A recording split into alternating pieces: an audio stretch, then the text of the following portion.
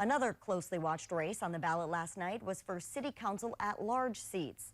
Voters narrowed down the list of 8 candidates to 4, who will now all be vying for 2 open seats in November. Northern News Now's Natalie Hepner caught up with those candidates to learn how they plan to change their campaigns going forward. Natalie? Yeah, Briggs, voters were able to pick their favorite 2 candidates for the primary election last night, and the top 4 vote getters will now be running in the general election in November. Here are those final 4 who are moving on: Eric Forsman, Lynn Marie Nephew, Jenna Yackel, and Miranda Pacheco. Forsman received the most votes with 29%, Nephew got 17% of votes, Yackel had 16%, and Pacheco with 14%. Now today we spoke with several of those candidates about their reaction and next steps looking toward November. Many say the voter turnout was greater than they expected and hope the increase in voting will carry over to that general election. When I asked about their reactions following last night, the candidates said they were thrilled with the results.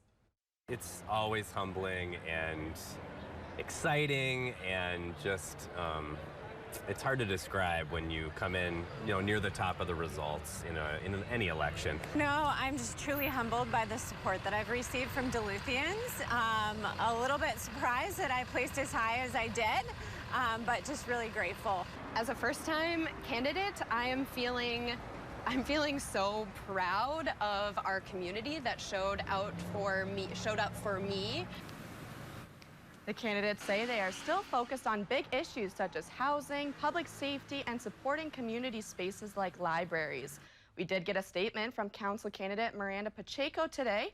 Pacheco thanked everyone who voted for her and emphasized she will be ready for the next election in November. Voters will get to pick their favorite 2 come general election, and that election will be November 7th.